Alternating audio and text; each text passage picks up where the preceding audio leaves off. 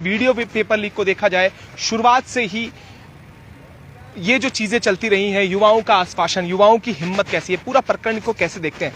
कुलदीप जी कैसे देखते हैं पूरे मामले को, और कैसे अब क्या देख रहे हैं, कहां आस? क्योंकि हमने लगातार ये भी देखा, आस टूटती हुई आपकी नजर आई है, फिर पुष्कर सिंह धामी का वो बयान, उसके बाद कहीं ना कहीं एक मोटिवेशन मिला था कि हाँ कुछ अच्छा होने वाला है। क्या इस दीपावली में कुछ अच्छा होगा, या इस दीपावली में घर रोशन होंगे, जो सही मायने में घर रोशन हो जाते हैं? सर देखिए, हमारी लड़ाई जो स्टार्ट हुई थी, जब से हमारा 7 अप्रैल से रिजल्ट आया था, लगातार हम लोग अपनी लड़ाई तब से लड़ रहे हैं। और आज आप देखिए कि अक्टूबर लास्ट आ चुका है, तब भी हम अपनी लड़ाई लड़ रहे हैं। सर परसों आपको पता होगा दिवाली है, ठीक है, और आज धनतेरस का त्योहार है, और आज हम परेड ग्राउंड पे हैं। सर अब हम क्यों हैं यहाँ पे? अगर हम लोग मेंटली अगर बहुत अच्छे मतलब खुश होते, मेंटली बहुत परेशान नहीं होते, तो हम खुश होते, हम आराम से अपना त्योहार मनाते। हम यहाँ पे क्यों आते? हम क्यों हैं सर यहाँ पे? आप बताइए। हम इसीलिए हैं यहाँ पे क्योंकि हम लोग बहुत ज्यादा परेशान हैं। हमने क्या सोचा था कि यार चलो ठीक है, कि जो एक छात्र होता है ना सर, उसका जो जीवन होता है बहुत संघर्ष का होता है। वो सोचता है कि ठीक है मैं तैयारी करूंगा, 5-7 साल तैयारी, जो भी टाइम लगता है, मैं इस पर्टिकुलर रिक्रूटमेंट के लिए तैयारी करूंगा। अगर मेरा सिलेक्शन हो जाएगा तो उस दिन मैं दिवाली मनाऊंगा, होली मनाऊंगा, सारे त्योहार उसी दिन मनाऊंगा। उसी दिन मेरा मतलब लाइफ का जो सपना होगा पूरा होगा, तो मेरे लिए सबसे बड़ा मोमेंट वही होगा। लेकिन सर आप ये देखिए कि हम लोग एग्जाम पास करने के बाद भी आज इतना समय हो चुका है और हम लोग दर बदर ठोकरे खा रहे हैं। और अब ये देखिए कि कितना लंबा टाइम हो गया है। मतलब अब ये है कि अब जो आरोपी आप बता रहे हैं, जिन्होंने ये सब गलत काम किया है, वो लोग छूट जा रहे हैं जमानत पे, और जो हम लोग हैं जिन्होंने मेहनत से परीक्षा पास की है, सर उसका दंश हम लोग भोग रहे हैं, उसका दुख हम लोग भोग रहे हैं। आज हमारे यहाँ पे साथी हैं, आप बताइए, कोई उत्तरकाशी का है, कोई बागेश्वर का है, वो लोग यहाँ पे तैयारी करते थे। वो लोग सर अपने घर नहीं जा पा रहे हैं। वो क्यों वो घर इसलिए नहीं जा पा रहे, वो बोल रहे हैं कि अगर हम घर जाएंगे तो हम जो हमारे रिश्तेदार हैं वो क्या पूछेंगे कि आपकी नौकरी लग गई? अच्छा नहीं लगी, अच्छा आप उसी भर्ती के हो, वो भर्ती तो रद्द होने वाली है। तो सर आप सोचिए कि वो किस मुंह से घर जाएंगे। मतलब आप सोचिए कि एक बच्चे के लिए पहले तो सबसे इंपॉर्टेंट ये होता है कि यार चलो ठीक है कहीं जॉब लग जाए। जॉब लगने के बाद आप देखिए कि ये सब चीजें हाकम सिंह और ये सब चीजें सुनने को मिलती है। सर हमने तो अपनी मेहनत से अपनी परीक्षा पास की थी, हमें तो पता नहीं था कि कौन हाकम सिंह है, कौन क्या है। जब हम लोग फेयरली सिलेक्टेड थे, आपको पता होगा, हमारा सबसे पहले हम लोग पहाड़ टीवी पे आए थे, क्योंकि हम लोग फेयरली सिलेक्टेड थे, तो हम किसी से नहीं डरते थे। हमने बिल्कुल मीडिया का सामना किया, मीडिया को बताया कि हम लोग मेहनत से चयनित है। हमने पूरी दुनिया को बताया, पूरे उत्तराखंड को बताया, सरकार तक बात पहुंचाई। लेकिन सर आज भी देखिए, आज 7 से 8 महीना बीत चुका है, लेकिन हमारी कोई सुनवाई नहीं है। सर जांच हो गई है, जांच के बाद रिपोर्ट शायद सबमिट हो चुकी है, सारी चीजें हो चुकी है, लेकिन जहां न्याय की बात आती है सर, वहां पे अभी हमारा कोई संज्ञान नहीं लिया जा रहा है। तो सर हम मेंटली बहुत ज्यादा परेशान हो चुके हैं इस चीज से। हम मतलब एक मंत्री से लेकर संतरी तक सबसे मिल चुके हैं, सबसे बात कर चुके हैं, लेकिन हमारे साथ न्याय नहीं हो रहा सर। हम जस्टिस चाहते हैं, हमें न्याय चाहिए, हमें नियुक्ति चाहिए सर।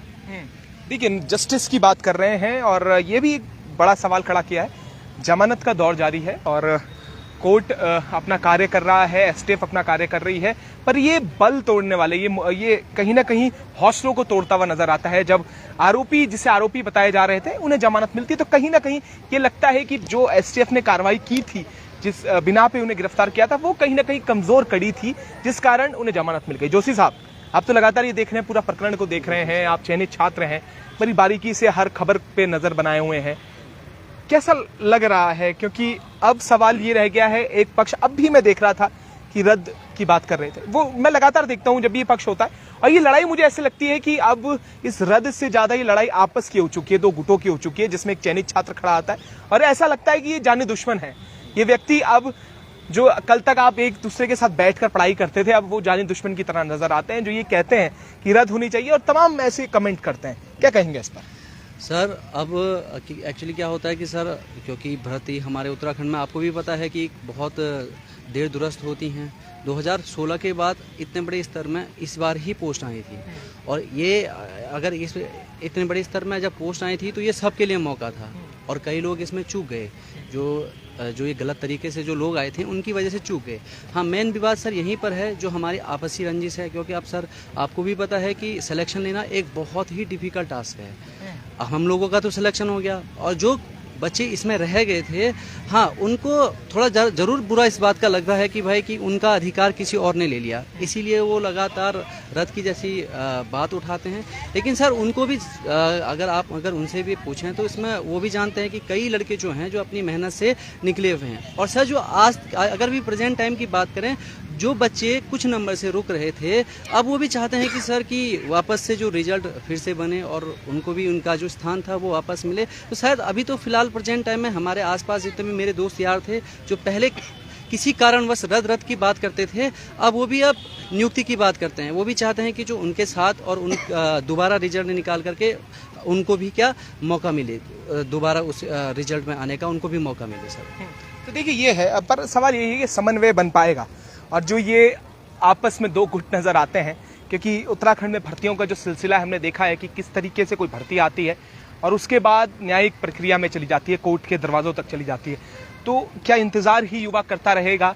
क्या सही तरीके से आरएमएस जैसी कंपनियां जो हैं, सिंबाल साहब आपसे भी प्रश्न करूंगा मैं आखिरी जाते जाते, क्योंकि सवाल आपका नहीं आने वाली जनरेशंस का होगा, आने वाली पीढ़ियों को होगा, क्योंकि आप जब भी तो तैयारी कर रहे हैं, आपकी जनरेशन जो आने वाली होंगी उनके लिए भी एक नाजीर कहीं ना कहीं सेट होनी चाहिए, एक नाजीर पेश होनी चाहिए, जिससे ये पता चले आने वाली फ्यूचर की जनरेशंस को कि अब उत्तराखंड में जो पेपर होंगे वो सही तरीके से होंगे। क्योंकि आश्वस्त नजर नहीं आते, चाहे विभाग बदल दिए जाएं, चाहे आयोग बदल दिए जाएं, तो क्या श्योरिटी रहती है कि पेपर जो है सही तरीके से होंगे? ये सवाल अब कहीं ना कहीं। सर मैं ये कहना चाहता हूँ कि देखो जो हमारे पेपर हैं, जो आने वाले पेपर हैं, देखो आयोग वही चेंज हुआ है, यूकेपीएससी हुआ है, पर जो मुझे लगता है बड़े बड़े तौर पे कि देखो आयोग अपना परीक्षा कराने के लिए तो करता है, पर वो एग्जाम कराने के लिए किसी एजेंसी को पेपर देता है। अब उसी एजेंसी पे कहीं ना कहीं विश्वास होता है कि जो है ये एजेंसी जो है विश्वास करेगी। अगर उसने विश्वासघात कर दिया आने वाले समय में भी, जो आने वाले ये पटवारी है, पुलिस है, फॉरेस्ट गार्ड है और भी पेपर हैं,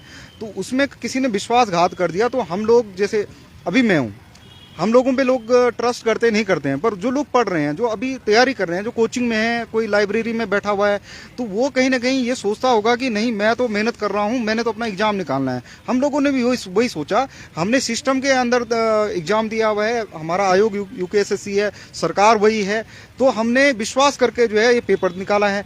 तो अब कहीं ना कहीं हमारा जो है विश्वास तब बनेगा जब हमें जो है उसका प्रतिफल मिलेगा, हमें लगेगा कि न्याय। और मैं ये कहता हूँ जो हमारे नए अध्यक्ष आए हैं मारतोलिया जी, उन्होंने कहा कि जो है हम आयोग की साख को दोबारा बनाएंगे। तो आयोग की साख जो है तभी बनेगी जब हम लोग जो अभी जो भर्तियां फंसी हुई है इनमें लोगों को ज्वाइनिंग मिलेगी, उसमें न्याय होगा। तो आने वाला जो बच्चा है जो तैयारी कर रहा है वही सोचेगा कि अगर भविष्य में ऐसी स्थिति पैदा हुई तो जो मैंने पढ़ाई की है उसमें मुझे न्याय जरूर मिलेगा। अगर इसमें कुछ गड़बड़ हो जाएगा तो वो बच्चा, उसका विश्वास भी उन किताबों से उड़ जाएगा। मैं ये कहना चाहता हूँ कि आयोग अगर वो कहीं जो है, जो हमारे अध्यक्ष जी हैं वो ये सुनते हैं इस न्यूज ये मीडिया बाइट को, तो मैं उनसे यही रिक्वेस्ट करूंगा कि आप न्याय कीजिए।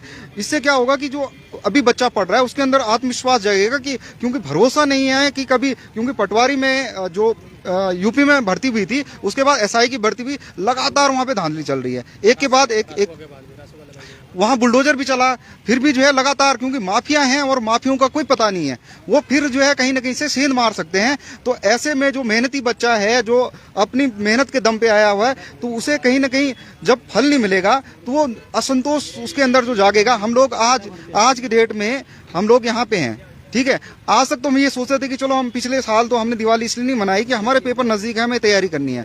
इस बार जो है हम किस मुंह को लेके जो है घर में जाएं। मैं इससे पहले गांव में गया था तो गांव वाले कहने लगे कि यार तुम जो है वीडियो ही बना रहे हो। मैंने कहा मजाक में मैंने कह दिया हम वीडियो बनने गए थे पर आप वीडियो बना रहे हैं। तो ये ऐसी हम तो सरकार से रिक्वेस्ट करेंगे, आप नौकरी कब देंगे वो तो पता नहीं, पर हमारे ऊपर जो कलंक लगा है उसका क्या होगा, ये सबसे बड़ा सवाल रहेगा। ये बड़ी अच्छी बात कही आपने, ये एक उदाहरण दिया है कि वीडियो बनने चले थे पर आप वीडियो बना रहे हैं। ये बड़ा अच्छा एक वो है। और इस प्रदेश में युवा भी यही, जो ये प्रश्न जिन्होंने ये वीडियो की परीक्षा दी हो, वो इसी पूरे फॉर्मेट पे चल रहा है कि वीडियो बनने चले थे और वीडियो अब बना रहे हैं, कभी सड़कों पर तो कभी परेड ग्राउंड पर।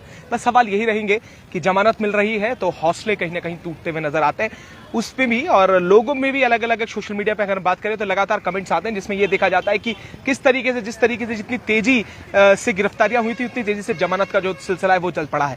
पर आखिर इन युवाओं का सुनवाई कब, जो लगातार ये मांग कर रहे हैं, जिसका पुष्कर सिंह धामी साहब ने भी संज्ञान लिया था, आश्वस्त किया था कि इस भर्ती में जो ईमानदारी से और जो सही तरीके से आएगा उसे ज्वाइनिंग मिलेगी। हम भी लगातार इस पर अपडेट आपको करते रहेंगे। तब तक के लिए जुड़े रहिएगा और देखते रहिएगा भारतीय।